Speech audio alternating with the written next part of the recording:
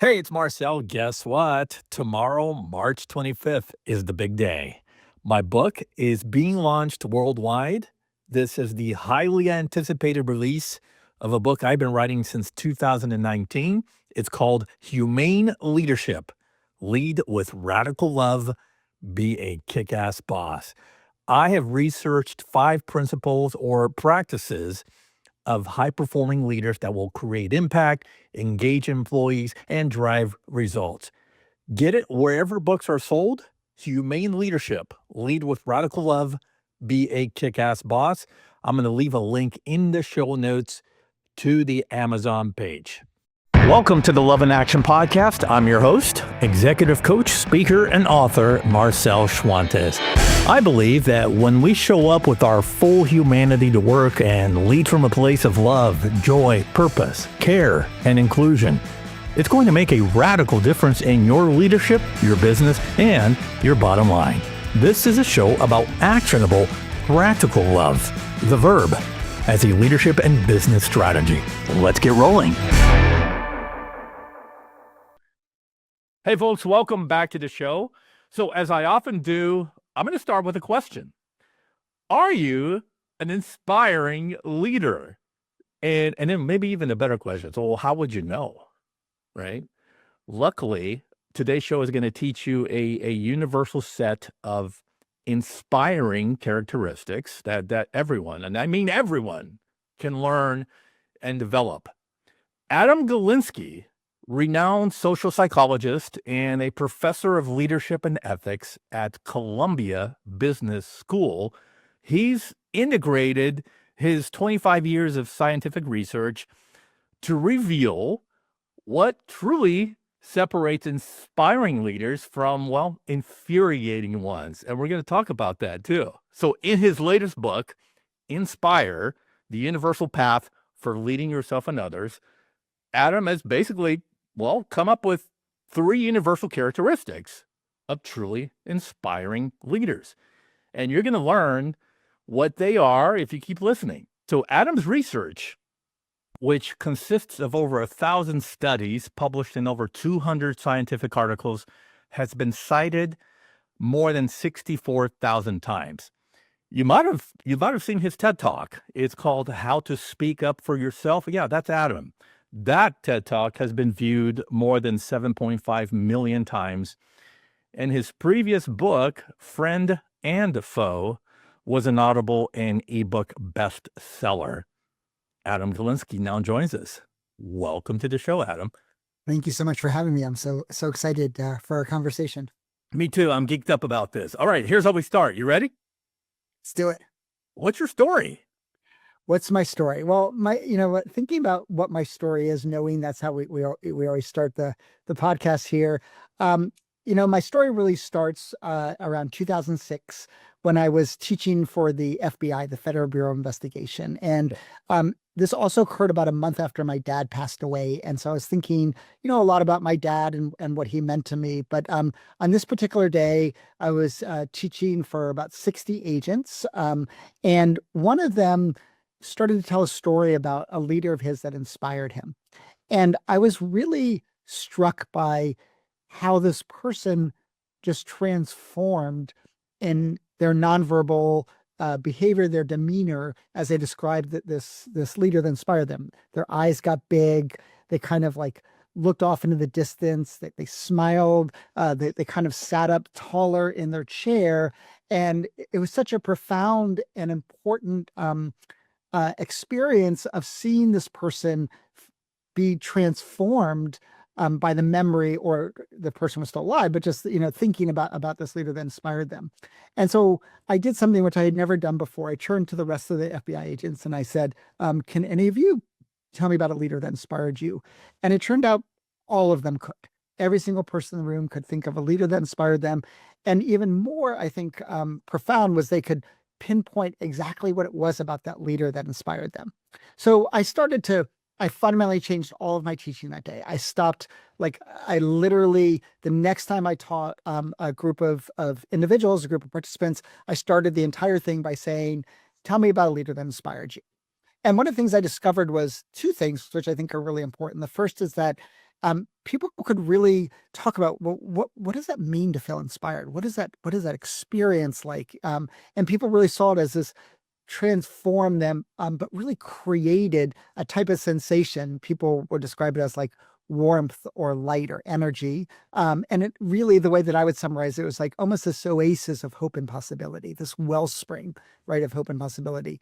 But about a year after this, almost exactly a year later, I was teaching another set of FBI agents. And one guy didn't want to have any of this. He's like, I don't want to talk about a leader that inspired me. Like, I want to tell you about someone else that really also changed them inside. But this time, instead of creating that wellspring or that oasis, they created what I call a seething cauldron of rage and resentment. Like that, this person, I want to tell you about someone that just made my blood boil. And so I started realizing that there was this inspiring leader, but also this infuriating leader. So I turned to the FBI agents and said, can anyone tell me about a leader that infuriated them? And everyone could, and even faster, right? Everyone's like, oh, I can tell you, they had, the inspiring leaders were rare. The infuriating leaders were many. And so I had this realization that day. This was 2007. Two things. The first thing that I realized is that leaders change us inside, right? They inspire us or they infuriate us, but neutrality is almost rarely an option. I'll come back to why that is in a second. The second thing is that I quickly discovered as people started to describe their infuriating leaders that the inspiring leader and the infuriating leader were kind of mirror images of each other, and they existed on this sort of continuum. And so I'll just say one more thing, before I prattle on and on. But so I started asking people all over the world, every continent in the world, Africa, Europe, Asia, and Australia, South America, North America. I didn't ask Antarctica, but I should. I've been to Antarctica. But I quickly discovered that there wasn't a single characteristic mentioned in one country that wasn't mentioned in every country in the world. So Really? this continuum between this inspiring, infuriating leaders was really universal. So you're saying that this mirror image of inspiring versus infuriating on a continuum is reflected elsewhere, not just the United States. I mean, pretty much you're saying that these are shared characteristics all over the world. Yeah. Yeah. It's almost something that you might say is sort of like ingrained in the architecture of the human mind, right? We are in some ways biologically conditioned or preconditioned to really sort of dichotomize our leaders into these sort of one or two buckets, right? Yeah. And so the other thing that I started to discover, which you mentioned in the intro, was that these inspiring infuriating leaders, this universal continuum, is also made up of really sort of what I would call three core dimensions or factors that you can sort of scientifically, code and collect. And what I realize is they really represent sort of how we see the world, how we stand or are in the world, and how we interact in the world. So Yeah. the first one is, about being visionary, right? And sort of how we see the world. And if we go back to that continuum, we can see like the inspiring leader sees the optimistic big picture, whereas the infuriating leader is kind of pessimistic and pedantic, right? Narrow-minded. The second one, how we are in the world, is being an exemplary desired behavior. And the inspiring leader is courageous and passionate, right? But the infuriating leader is anxious and lifeless and cowardly. And then finally, how we interact with others in the world, I call that being a great mentor. And that really sort of represents the inspiring leader. They empower others. They elevate others, right? They're generous towards others. Whereas the infuriating leader, right, diminishes others, micromanages, and really just doesn't pay attention or care about others. Yeah. And just I'll say one quick thing. I've studied this, and I've done lots of research on cultural differences that exist in the world and how that affects the way that people interact.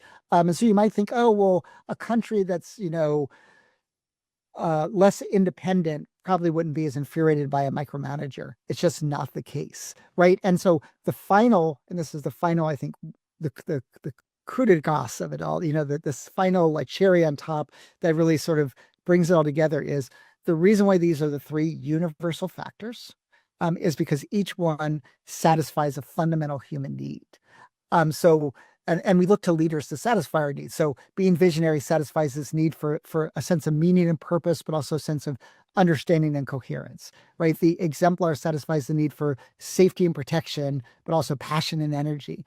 And the mentor satisfies fundamental need for feeling like I belong, I'm included, but also I'm valued and I'm respected, that I have that status in other eyes. And so we can see is that there's this real tight conceptual web, that there is these this universal continuum of inspiring universal leaders that is made up of these three universal factors, and they exist because they satisfy these core fundamental human needs. Okay.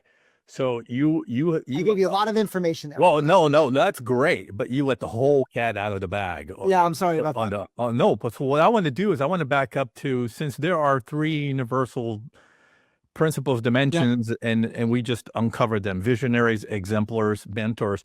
Mm-hmm. Is there, so the flip side, or is it? I remember Superman had the opposite of himself, which was Bizarro. Yeah. And if you're in the comic, right? You got to get the goatee, right? The goatee is always the signal of the evil version of yourself from the dimension. So are there labels for the opposite of those dimensions? I mean, I think I just sort of recall them, you're infuriating, on the visionary dimension.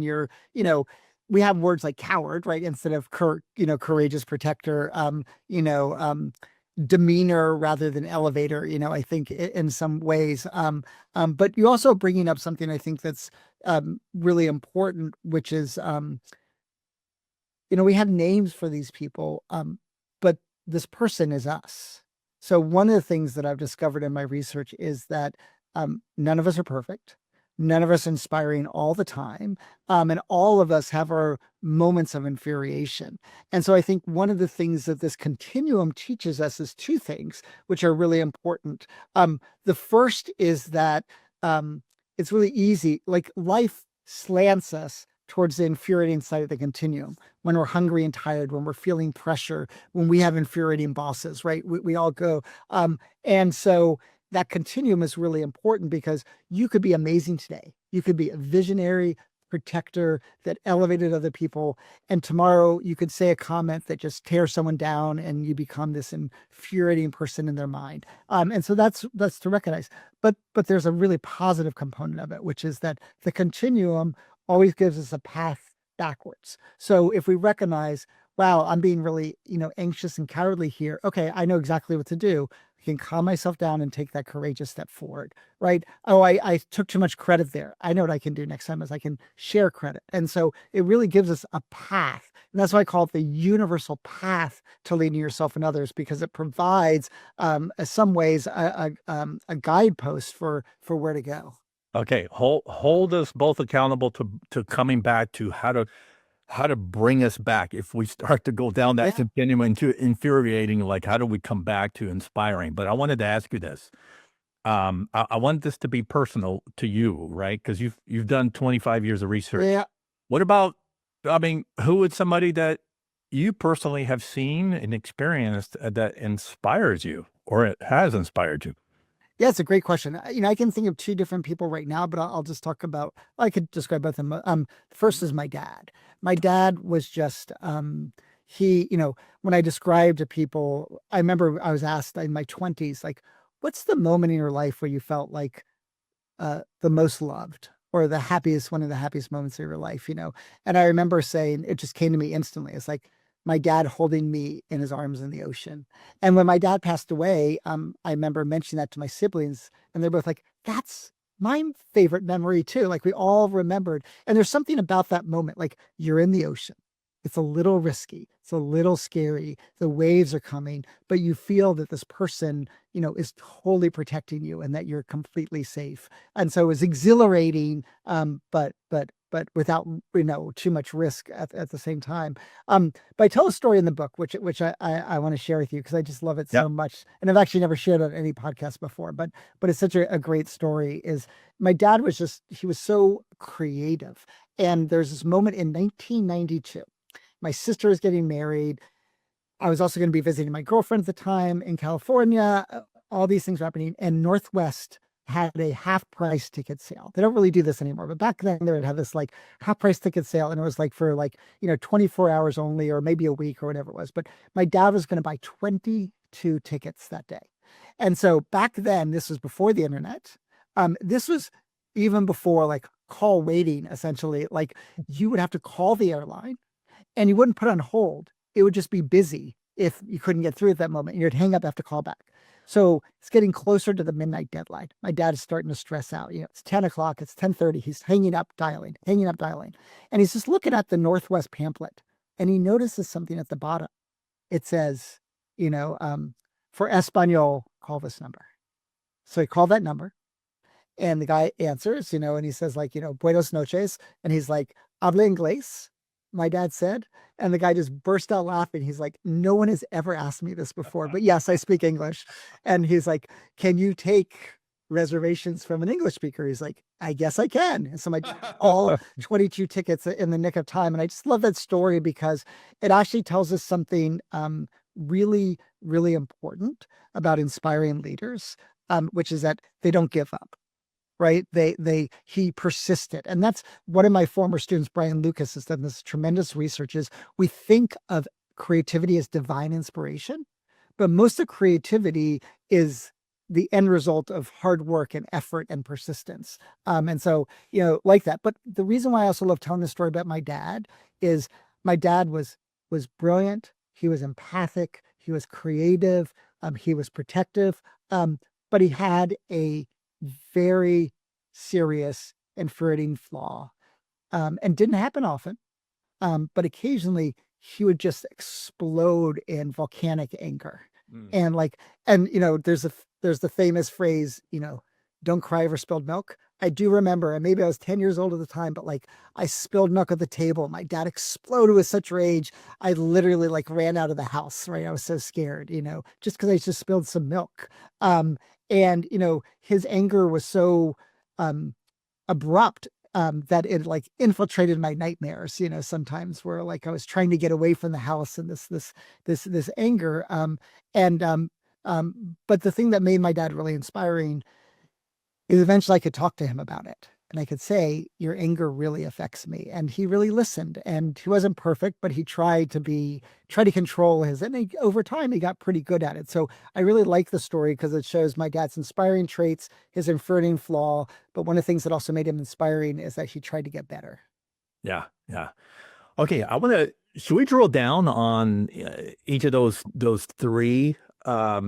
I'm curious if we can kind of just build a little more of a profile around exemplar mentors and visionaries. So let's start with exemplars. How does one get into an exemplar state of mind? Because I'm thinking the way that you described it, and I wrote down some things here: courageous, calm protectors. They're authentic people. I'm thinking of somebody with character and integrity. Yeah. Yeah. Well, let me say a couple of things first of all about being this exemplar. I want to take a step back, if you don't mind. I just want to give one other concept which I think is really crucial for understanding this, which is the first chapter of the book, and it's a phrase that I coined called the leader amplification effect. And I kind of touched on this already, where I said that leaders will inspire or infuriate. You don't have a choice to impact people, but you have a choice of how you impact them. And the leader amplification effect basically says that because when we're leaders, whenever someone looks up to us, so parents are leaders also, right? Like my dad was a leader to me in some ways. We are giving them our attention. We're watching them, we're paying attention to them, we're observing them. And we know from cognitive psychology that anything that we orient our attention to, the signals from that thing are going to get amplified. That's why I call it the leader amplification effect. And our reactions to it are going to get intensified. And the reason why I bring that up is you mentioned, being calm, for example, as a really important part of being an exemplar. Another is passion, and I'll go deeper into what passion is in a second. So we are evolved as social beings. That means that as humans, our emotions are generally a little contagious, right? But here's the thing: when we're a leader, our emotions become infectious. And so the reason why it's so important for a leader to be calm in a crisis is because If they're anxious, that anxiety is going to spread. But if that calmness, it can calm everyone down. And same thing, if you're passionate, you're gonna percolate passion in other people. But if you're, if you yourself aren't inspired, if you will, it's really hard to inspire other people. So as a starting point, we need to understand that our emotional states, the way we are in the world, right, are really matter for other people because it starts to infect them when we're leaders and really they take on. So our calmness becomes their calmness, but our anxiety can become their anxiety. So one of the things I think that's really important is how do we get ourselves, you asked, how do I get into an exemplar state of mind? Yeah. How do I get myself into a psychological state where I can be that calm protector, right? Where I can be authentically passionate, where I can lead with, integrity, as you will. And one of the things that I pioneered, I created something in the scientific literature. I created in '99. It got published in 2003, but it has been such an impact. It's led to hundreds of studies around the world, like not ones that I published, but other people published that have been motivated by my discovery. And my discovery was basically that we can change people's psychological states by having them think about a time when they were powerful, in control of their best self. And so one of the things that really helps in that situation is that when we call a time we were powerful, we're in control, we knew exactly what we were doing, that is tapping into our own authentic experience. So you probably heard, some people talk about the power pose and, and there's not a lot of scientific data to support the power pose. And part of it is it works for some people, but other people feel awkward. But everyone has an experience where they were their best self, when they were doing the right thing, when they were, powerful and control. And, we've shown in our studies, and other people around the world have shown the studies, that when you ask people to think about that time of being powerful and control, it literally physiologically calms you down. Like Wow. we can measure their physiology. We've shown that when people have recalled time when they felt powerful and control, they do better in job interviews. They get better speeches. Their voice changes. We've documented their vocal changes where the voices become both steady but dynamic at the same time. We've shown that it makes people see the big picture, which allows them to be more visionary, which we'll talk about in a minute. It makes them feel more authentic, right? It Yeah. just makes them feel, so their presence, right, becomes more exemplary and more positively contagious to other people in that. So I guess the key thing is, like, how do you get into an exemplar state of mind is really tap into your own experiences of being a great exemplar and or being that powerful, in control, best self person. Yeah, because we've all been there. And so it's being able to introspectively go back to that and maybe recreate that for you. Okay. Yeah. And I think another thing is that, we talked about the inspiring-infuriating continuum is, so I'm going to tell you one story that goes back to, my dad, which is, Yeah. when my sons were younger, like, let's say my older son was, let's say 2.5, and he started a tantrum, my own volcanic rage would come out. And in my mind, I'm thinking, okay, this guy, this little boy is acting inappropriately. I will overcome his force with my own force. And that was a disaster, right? It just spiraled into more and more force and, and frustration on each side. And then I realized, if I can remain calm and what, like, people like Tova Klein call being a container for their emotions, I can help calm them down. But here's where it really took off, is I realized the first time I did that, I said, okay, I'm going to be calm in this situation. I'm going to intentionally do it. And then I did it, and I felt so proud of myself. Then the next time I was like, okay, I've already done it once. I can do it again. And so we can build off our inspiring successes. And I'll come back to that later on, but this idea of making some intentional commitments to be more inspiring on the dimension, and then reflecting on those allows us to leverage them more in the future. Okay, let's talk about visionaries. Yeah. So research validates that inspiring leaders are visionaries. So Yeah. talk a little bit about that, and how can people become more visionary? Yeah. So visionary has, I call it the what, the how, and the when. So what is the what? The what is basically, and I kind of mentioned earlier, kind of a big picture, an optimistic, meaningful big picture. So it's got like, there's the optimism, it's positive, it's, there's a sense of purpose and meaning in it, and it like sees the larger big picture. That's the what. Now the how is, how do we communicate that? And the two most important things is we want to simplify it. I call this the Inception rule, after the movie Inception, where he says, to plant an idea in someone's head during the dreams, you don't want to go deep, you want to go simple, right? So it grows naturally in someone's mind. And then the second component is being visual, making it come to life in someone's mind. So the example I love to give is the difference between our goal, our mission, is to make our customers satisfied, versus our goal, our mission, is to make our customers smile. Now you can see that smile. And so that's more motivating and more engaging. And then the when is always, always, always repeat, repeat, repeat. So you got to take that big picture, meaningful, optimistic view of the future, simplify it, visualize it, and then say it again, again, and again, and again. Now, how do we get into that visionary state of mind? And there's a single word that's really, really important. And this word is also important for being an exemplar too. And it's the word values. And so what research has shown is that when we take time to reflect on our values, it helps us generate meaning. It helps us see the big picture. It fills us with optimism. And it also helps us be more courageous, right? It helps us not be a hypocrite. Like that's the most infuriating exemplar is the hypocrite, right? The person who says one thing but does something else. Yeah. But reflecting on our values ties us to those values. And let me just tell you about one study we did, which I'm so proud of. One of the worst things that can happen to anyone in the world is to get fired or to lose your job. That happened to me once in my life. And I just remember sobbing, feeling humiliated, feeling desperate, et cetera. And so we worked with the Swiss government. We worked with a Swiss employment agency where every Swiss citizen must go in person to register to get employment benefits. And when people arrived over a period of time, we randomly assigned them to a control condition or a values reflection condition. And we just said, hey, think about your most important values. Why are they important to you?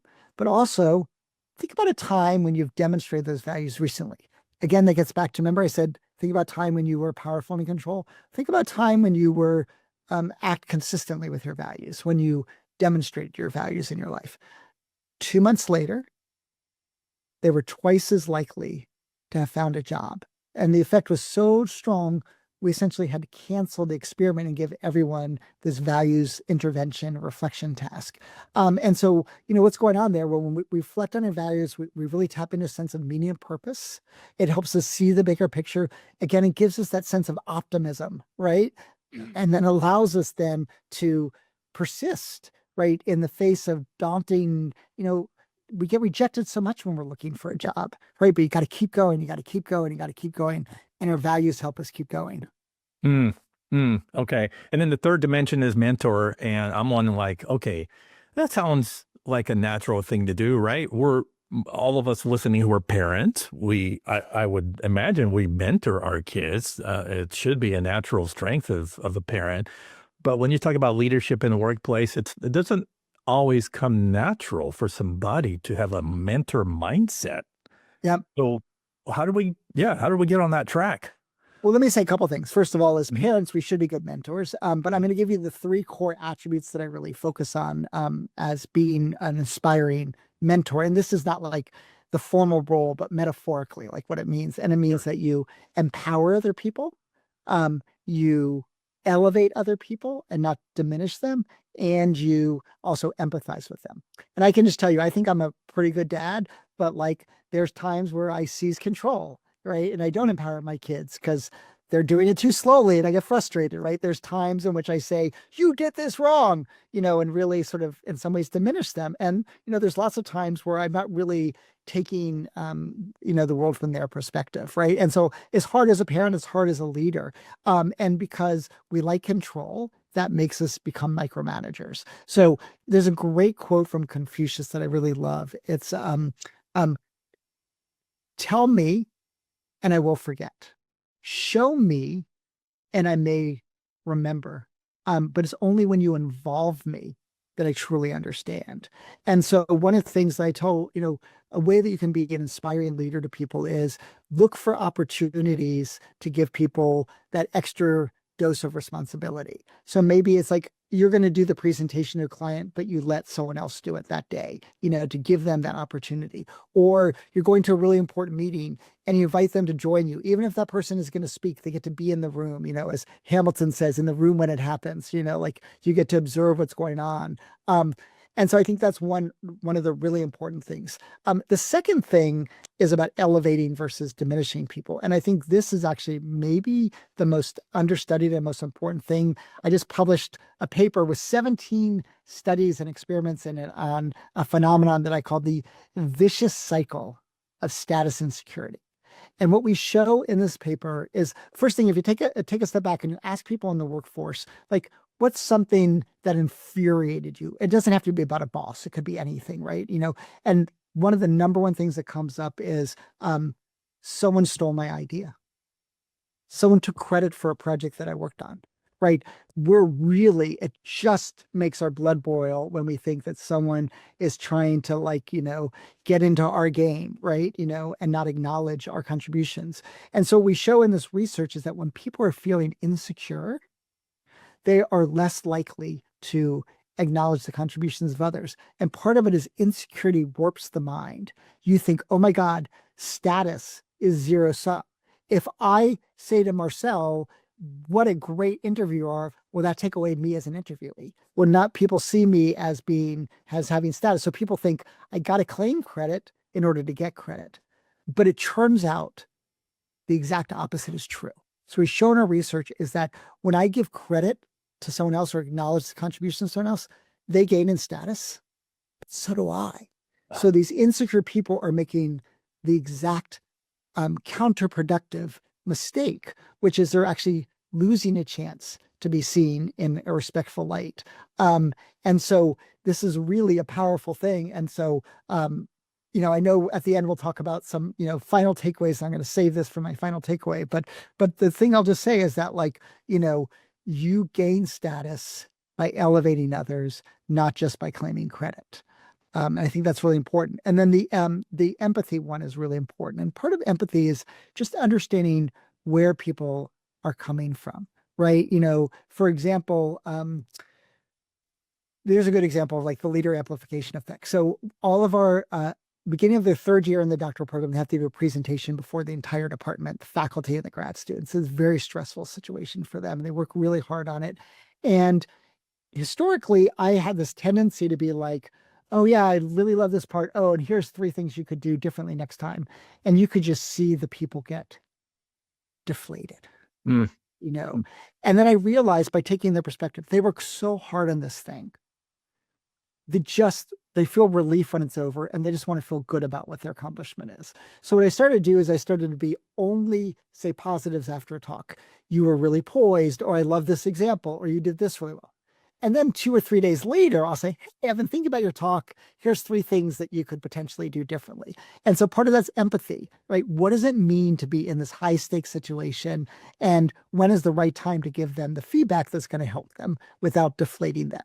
And so I think all those things, there are 3 E's, right? Empower, elevate, and empathize with others allows us to help bring people forward to a better tomorrow. Yeah. Wow. So good. Okay. I know you mentioned your dad. Is there anybody that you would say personifies all 3 dimensions, maybe in business or in history?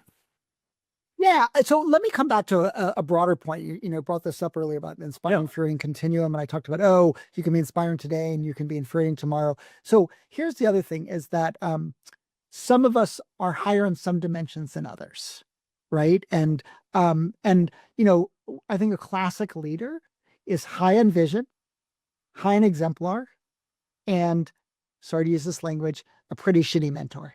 And so I'll just give you this 3 that jump into mind, Steve Jobs, right? Visionary thinker, just so creative in his mind. But he had a reputation for treating people badly. Yeah. Another person would be Elon Musk. right? He's certainly not treating people well as he's firing half the federal government. And Donald Trump too, right? Make America Great is visionary. He presents himself he calls himself a creative genius, right? And he also says, I'm so strong, only I can protect you, right? But he's notorious for throwing subordinates under the bus, right? It's me for successes. It's you when things go wrong. And so I think that's one archetype of a leader, high on visionary exemplar and lower on mentor.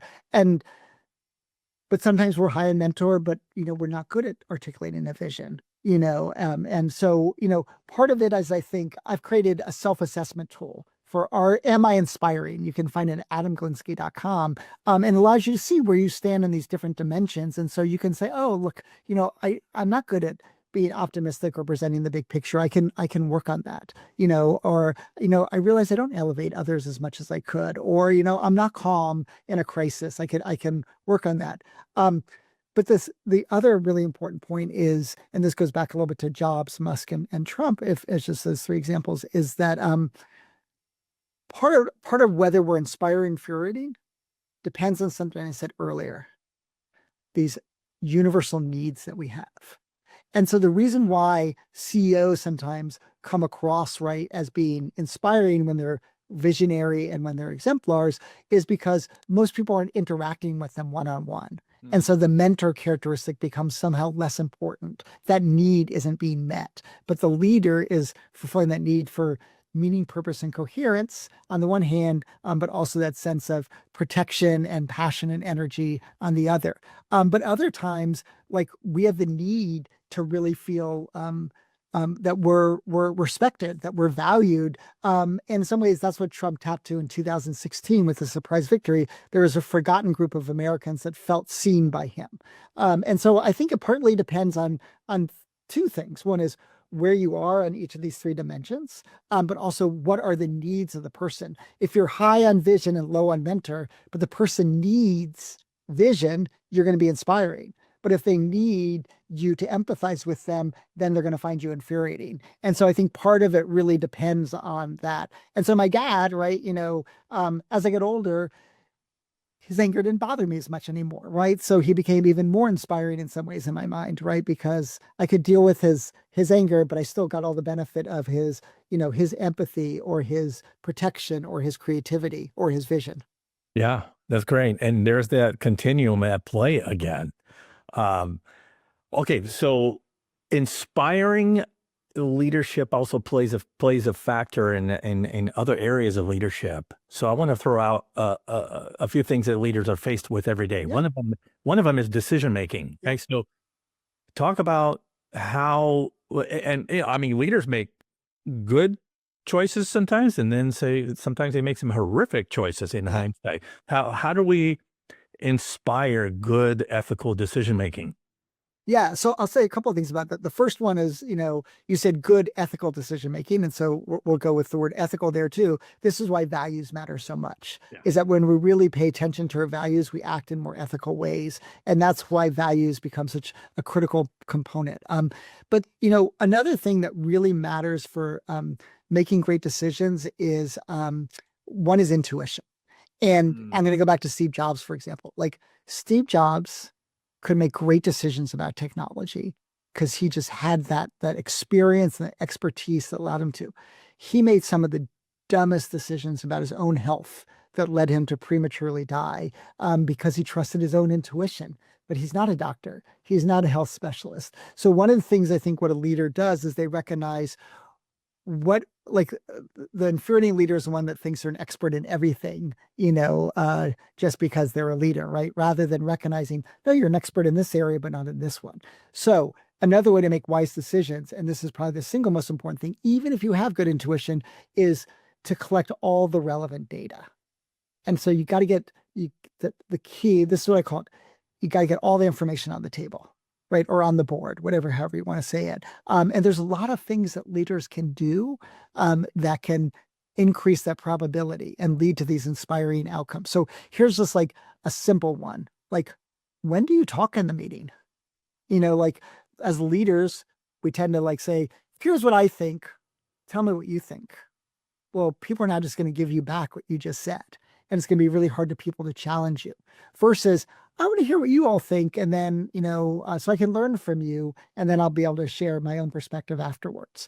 And so you're going to get much wider range of information on the table if you don't speak first, if you speak last. So that's like a good sort of simple example. We go back to the leader amplification effect, right? If someone says something and they cross their arms and they shake their head and like, what did you just say? It's going to shut everyone else up in the room. But if they say, that is a great idea and I'm going to build off it this way, then more people are going to feel comfortable speaking up. And so then, our behavior, our exemplar really, really matters, right? When we value and talk about our values of everyone speaking freely, right? That really makes, a big difference. And so one of the ways that we can make better decisions is rely only on our intuition when it's in our direct area of expertise, but acknowledge and, our humility and fallibility, and the way that we can really make the best decisions, get all the information on the table. And our behavior as a leader can help determine that. This might actually segue to the next one, because I'm thinking about how leaders struggle so much with giving the right feedback. Yeah. In a way that is more inspiring than infuriating.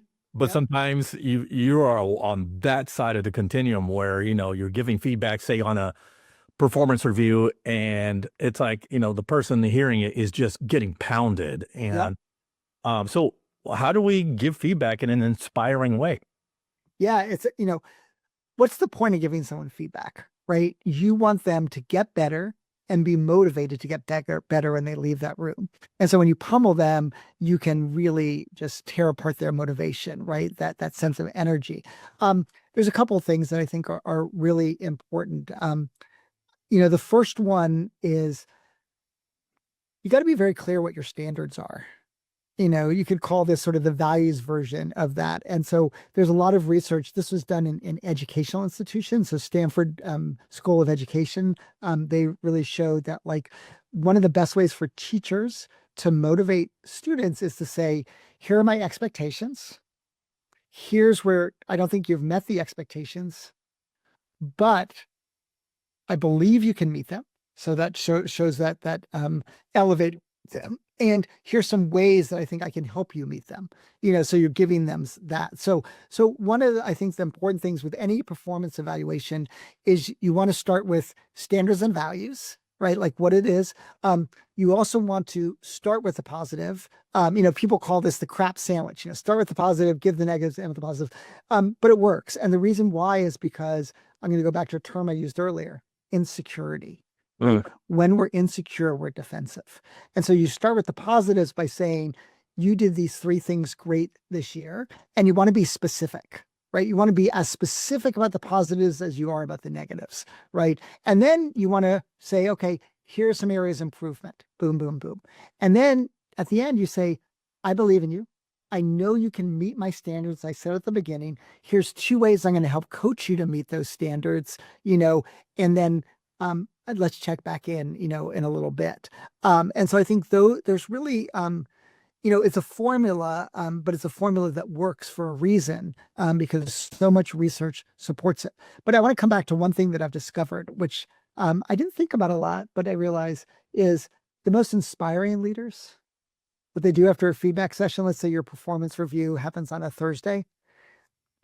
5 days later on Tuesday, say, hey, I just want to touch base, see if you had any more questions, check in to make sure that you're on the right track. It shows empathy, it shows care. And a lot of times we can't process all the information when it's coming at us. And so giving that couple days to digest it.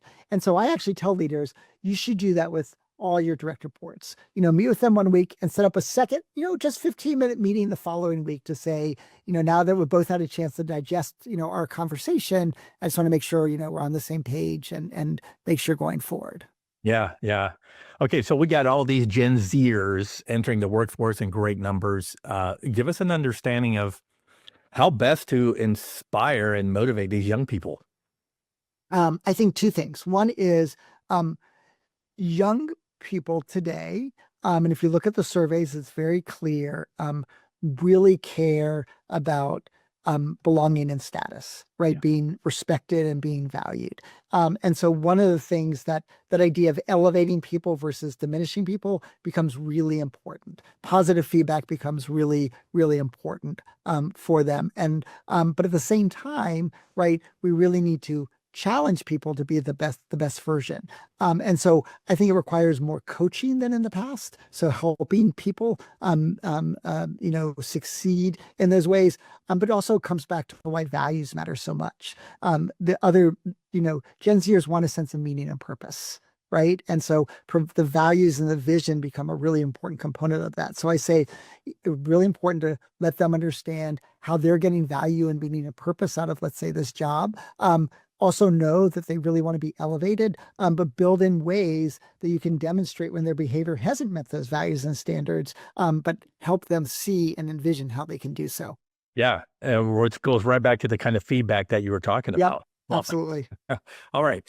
Bring this conversation up to the 30,000-foot level and speak to the CEO who is, I don't know, maybe, turnover is bad. They're bleeding money and Yep. they're like, oh, we got to change our culture. So, and maybe inspiring leadership is the way to go about fixing those problems. So what is a good starting point for changing or shaping your culture to become one of inspiring? Yeah, well, I think the first thing, we're going to go back to the ones we already talked about. The first is being visionary, right? And really, really being very, very clear about what is the vision that you have for this organization. Again, this optimistic, meaningful, positive, energizing vision that gets people on board. You got to be able to simplify it and communicate in a way that other people understand.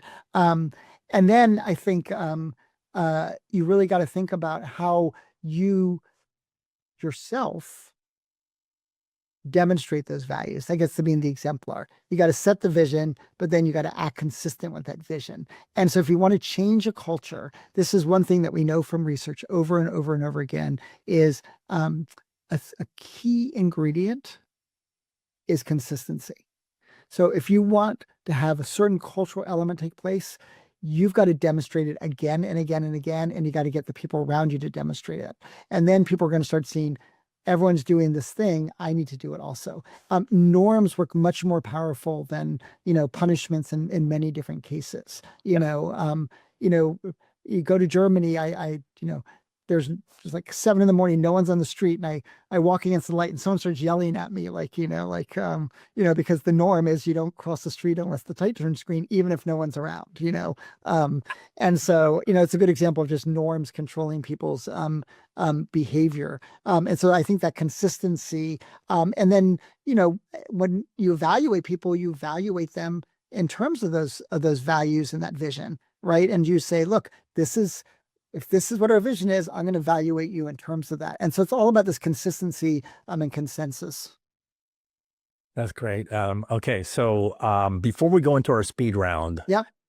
is there anything that you absolutely have to get out before we transition, something that we did not cover that our listeners have to know? It's a great question.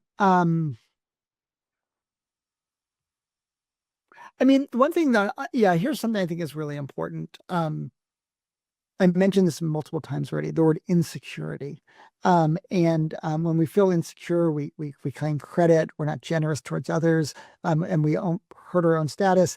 When we're insecure, if we go back to being visionary, I've shown in my research that when people are feeling insecure, they're much more likely to use jargon to try to sound smart, and that also makes them annoying rather than sound smart, And so we do a lot of behaviors when we're feeling secure to try to make ourselves look good, but in the process, we often make ourselves look bad or come across as infuriating. So one of the things I would tell people is tame your insecurities, right? Really think about what you're insecure about and try to tame that.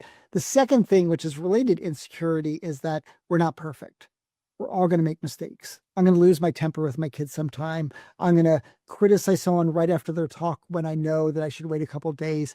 And we need to forgive ourselves, because here's one thing that's really important is shame is a destructive emotion. Mm. When we feel shame, like, oh, I'm such a bad person, I'm an infuriating asshole, right? Mm. We either become an ostrich and put our heads in the sand and try to avoid everything, or we become a defensive monster and try to push everything away. And so if we can let go of shame, if we can forgive ourselves, we can, we think, I got to beat myself up so I don't do this again. It's the exact opposite. Say, I did this thing wrong. I know it's wrong. I know I can do it better the next time. I'm going to forgive myself, but I'm going to commit to doing this better the next time. So insecurity, shame, these are really destructive emotions. And so you're going to be a much more inspiring leader if you can, I guess, say, tame your demons.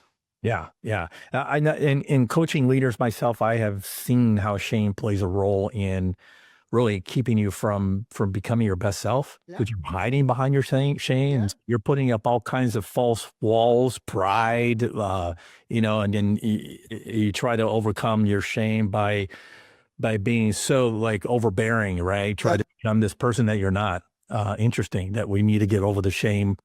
Yeah, and sometimes I might come from um, things of our childhood, Yeah. family of origin issues, right? Yes. Yeah. Okay. All right. Speed round. Here we go. Do it. Best book you've ever read. I would say, the best book that I ever read was Sound and the Fury, that by Faulkner. Like, I just love that book. But I would say the book that really changed everything about the way I thought about the world and research was The Tipping Point. And I know that's been a controversial book, but I just remember like reading The Tipping Point and just feeling like, a puppy in snow for the first time. It was like so, and really inspired me to become, writing for a popular audience, because this person could take this unbelievably strong scientific research and translate it to, general principles. Yeah. Greatest paradigm shift for you. Well, probably the greatest paradigm shift for me was I got a PhD in psychology, and then I started teaching in a business school. And so psychology is so theoretically oriented, and I'm still very theoretically oriented, but really just understanding that, there's nothing more practical than a good theory, but there's also a good theory is one that leads directly into practice, right? And so how we can leverage ideas and turn them into implementable goals. Okay. Love that. What are you most thankful for? Well, probably now my family, my wife and my kids, and just, being with them just gives me such joy. Thankful that I had two parents that really invested in me and wanted me to be the best person I could be. Fantastic. Name a person, dead or alive, that you would like to have dinner with. Martin Luther King Jr. Just is such a great speaker, such a great thinker, visionary, setting up a set of values that really were, critical for, nonviolent peace. Just amazing. Yeah. Yeah. Totally. All right. Last one. Your biggest hope for the rest of 2025. My biggest hope for the rest of 2025 is that people get more empathy, right?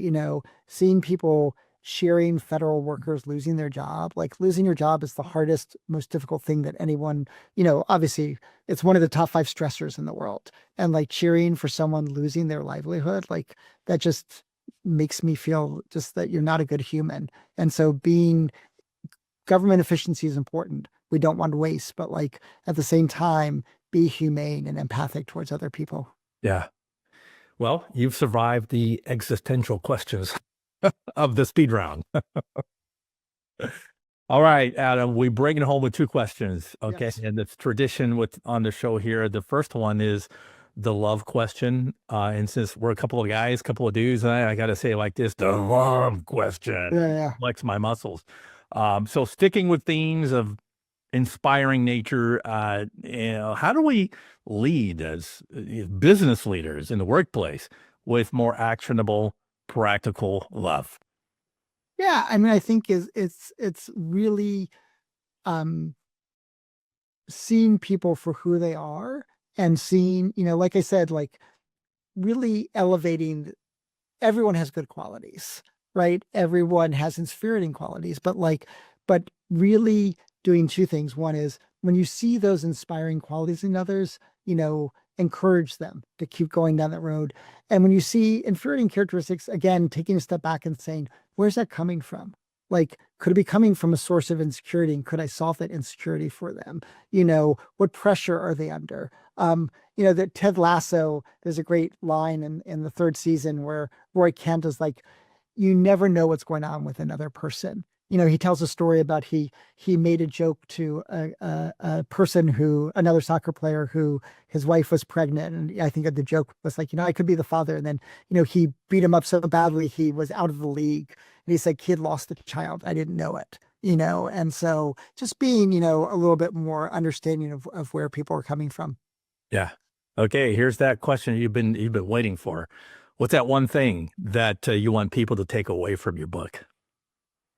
The one thing that I want to give people is a little thing that they can give to people. So there's a president of a bank, 1,200 employees, and he sends a birthday message to every employee, birthday email or text to every employee that he has. He does it, that's like 5 or 6 a day, every day of the year. And he says he does it over his cup of coffee. And he showed me his message that he sent to one person. It was like, hey, Marcel, hope you have a great birthday. How was bowling this weekend? The person sends back a novel back. Bowling was amazing. I did, blah, blah, blah, blah, and I was telling this to someone else, to a CEO, and he said, I'm going to do this. He said, every morning over a cup of coffee, I'm just going to reach out to one person, say, last week when you did that presentation, I was just thinking about how great it was. Or, I want to thank you so much for your effort on that report. It made my job a lot easier. And he said, he'd send the message and it'd feel so good about himself. It'd feel, so good that he had done this thing for this other person. I made their day better, but then he realized by sending it in written form, like if he'd said that to him personally, it might have been like, oh, thanks, a little embarrassed. But he said he realized they would send these gushing replies back. Oh my God, like you made my morning. Thank you so much. And he said, I did it to put a skip in their step, but actually put a skip in my step. And, and then here's what I want people to remember. We can spread the seeds of inspiration through little acts that we take. And so this little act of when you see someone do something good, let them know that you notice that. That's going to reinforce that. When we give someone else credit, they're more likely to give someone else credit, right? So pay it forward. So it starts with you. You can be more inspiring.